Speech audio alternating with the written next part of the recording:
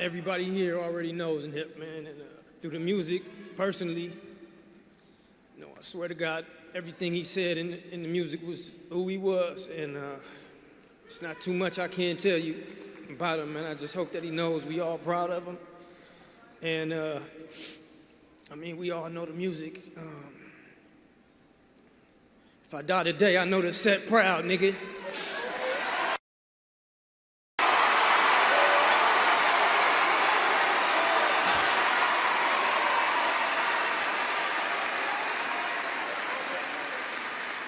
And that's how Nip thought, you know. He loved everybody, and he loved who he grew up with, where he grew up, and just wanted to inspire and always bring something back and make, you know, it wasn't about how some people think, handouts and giving.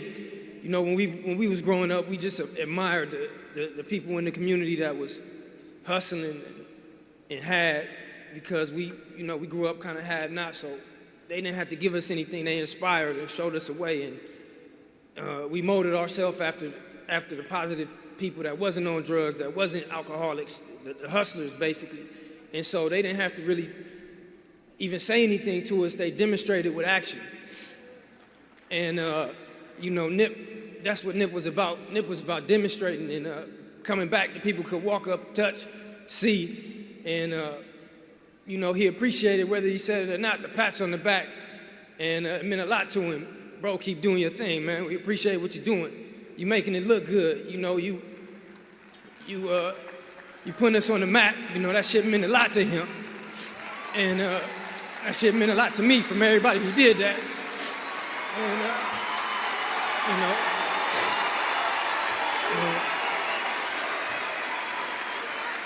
you know, like you said, if I die today, I made the set proud, nigga. You made the world proud. You know, look at this shit, bro.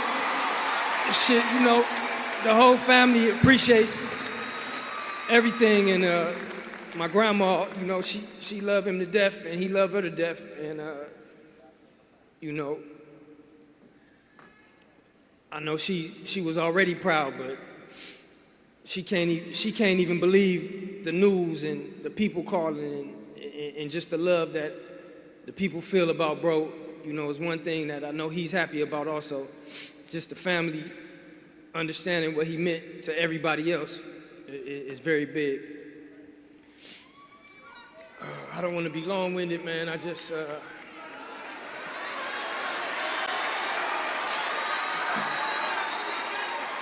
know, maybe I'll tell you some things maybe you didn't know about Nip, man.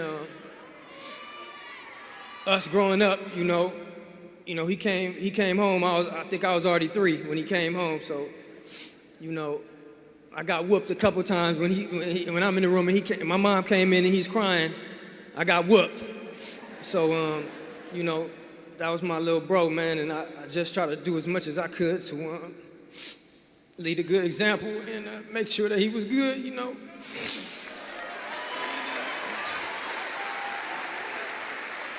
You know, I hope you know I loved him and I was proud of him, and you know, I know he loved me, man, and many a times, you know, growing up, remember the first time I got into it, I mean, we was fighting all the time, but the first time I got into a fight and got knocked out, man, it was on 60th, and I got knocked unconscious. And as I'm waking up, you know, Nip, younger than me, is pushing the guy, fighting him down the block. You know, I jump back up and run up, but you know, I just knew, you know, I always knew, but I said, all right, you know, bro held it down when I was out, so for sure, you know. And he was like that at all times, man, just growing up. You know, we had a little crew on 60th Street, and we would try to hustle up money, water lawns, shovel the neighbors' dog shit in the back, wash cars, for whatever we could get. And we'd work hard all day, and it seemed Nip would just put in 10 minutes and come back with 200-300, and we couldn't believe the shit. We like, man, I've been working 12 hours for $15 and you can hit the block with 200. You know, he always had a scheme. He was always so intelligent and charismatic. And as you can see in the pictures and the slideshows, man, he always had a bright smile on his face. And, you know, he walked in the room and he was he took over the room. He took control of the room and just positive. You know, people came to him since a young age. Even when we first had this first shop, Sloss and Tees, me and Fats and Nip, you know, Adam, we used to always say, soon as Nip pull up, you know, we didn't want all the homies hanging out in the front. You know, soon as Nip pull up, he's there for 10 seconds. I don't know, phone calls is being made, the whole hood is there. It's 100 niggas in the front, 20 guns, and, you know, we just knew that about Nip, man. He just, he attracted people. People were attracted to Nip, and, you know, he always was positive. And I think he just inspired a lot of people, man, so that's one of the things. I got so many stories, man. Nip built our first computer. My grandfather really bought our first computer. We ended up breaking it, throwing it away. And then as we got older, when we wanted a computer, Nip would come home from school with a backpack full of computer parts. And we shared a room, and you know, we shared bunk beds. You know, I was a little older, OCD. I used to, you know, hey, we cleaning up today. He would get pissed off. Like, you ain't going nowhere, you helping me clean the room. And he brought these computer parts, and I'm like, man, we can't keep these in this room. He like, nah, I'm gonna build a computer. I'm like, man, if you don't get out of here, man, he's like 12 years old. I'm like, man, a computer back then to me was like rocket scientist. So I'm like, there's no way, get this shit out of here. And he came back the next day with another piece of a computer. Came back, it took him about a week, maybe 2 weeks, and we just had all computer parts, loose parts on the floor. And he went to a computer auction and bought a case and bought a power supply. And I came home one day, he had the magazine that my grandfather had bought, computer magazines, and he had the computer and it was working, and he turned it on, and I could not believe this. He had built the computer and it was working. And,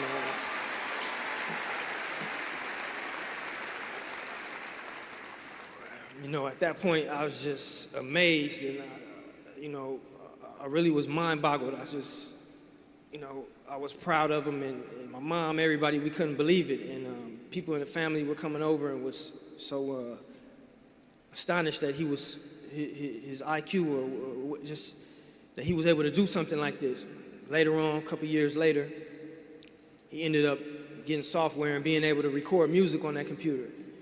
And I remember coming and hearing something that he recorded at a young age, and I couldn't believe that. I was amazed once again. I had to pull him to the side. I said, bro, did you write this? And he said, yeah.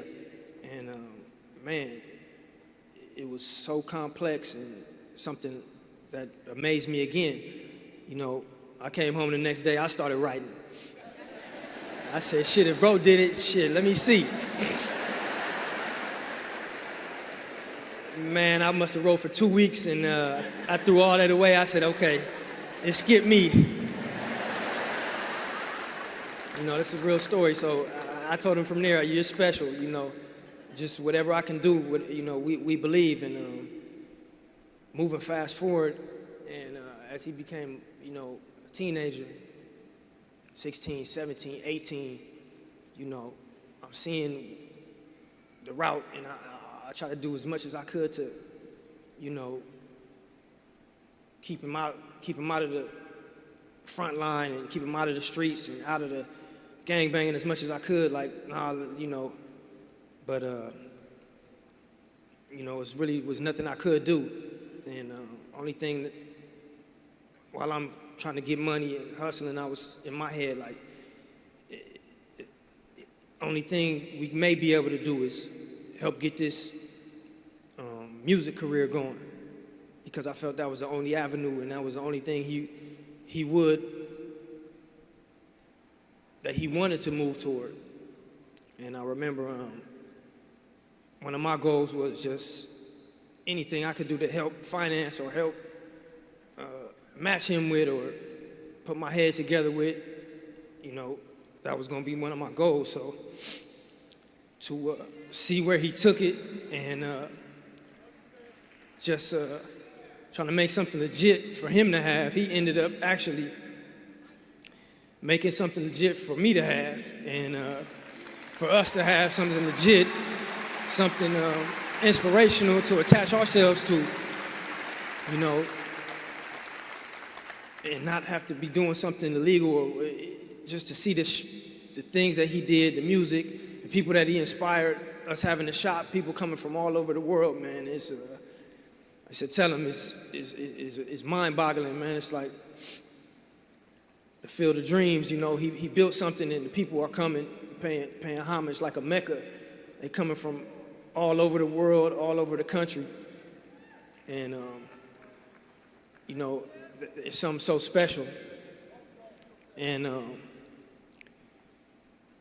you know, I was talking to him, and we were so heartbroken that Fats wasn't around to see the album come out. So I just couldn't understand how, after all this, bro, go out like this, man. It just really don't make sense. Really don't make sense. And you know, it's changed everything I thought I understood. You know, it got to be something past this, man, for bro to go out like that. But you know, last thing I'm gonna say is, you know, I'm proud of bro. You know, he always looked out and always wanted other people to go. You know, it wasn't just about him getting there. You know, he'd been fly since a young age. You know, it wasn't about that. It was about bringing it back and inspiring and building. And he had so many plans, and he had so many people that he wanted to involve in his plans. And it was getting there, you know. We bought the lot, man, but I don't know how we did it, you know.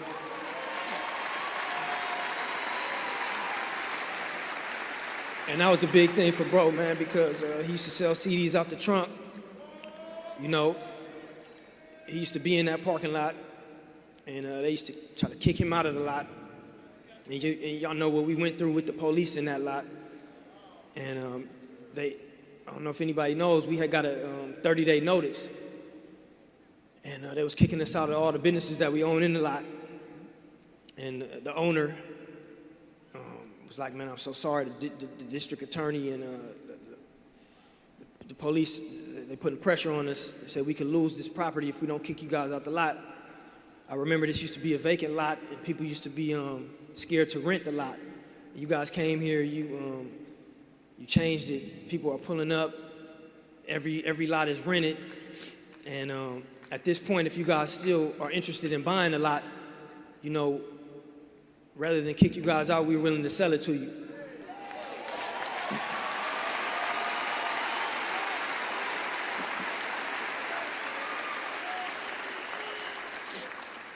So at this point, man, you know, we was all broke. Nip had money invested everywhere, and we shook hands and said we do want to buy the lot. We didn't know how we was gonna do it, honestly. And Nip went on a scramble. I went on a scramble, tapped in with JP, the whole team, and I honestly don't know how we did it, but we was able to close and get the lot. And Nip was so proud of that and so happy of that accomplishment. You know, I don't drink, man, but I went ahead and took a shot with bro for that, man, you know. That and when the album came out, just even the Victory Lap album coming out, man, Nip said he was gonna do it. And that was so important for his debut album to finally really come out. And you know, I'm just so happy that the album was able to come out and he was able to do what he said he was gonna do. You know, a lot of people thought coming up and when he first got signed, he was gonna get some money and leave. You know, like he said, they didn't have a fucking clue. They had no clue of what he really was gonna do. And come on. I want everybody to know, man, Nip Nip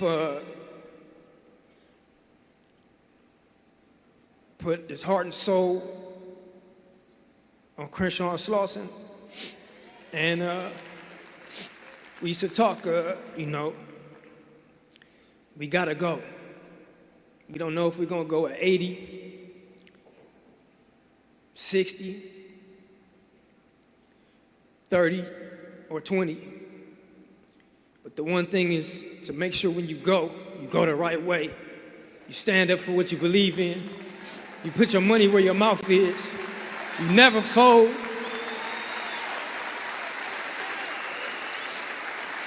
You never let the pressure sway you from doing what you want to do. You never let anything, the politics, stop you from coming around and staying around. And I hope everybody knows that that's what bro did. Bro stayed and he died on Crenshaw and Slauson. And everybody who showed love, even the ones who didn't, Nip had nothing but love and respect and humbleness. And that's what I want to leave, man. I love him. And I hope I didn't leave anything out, man.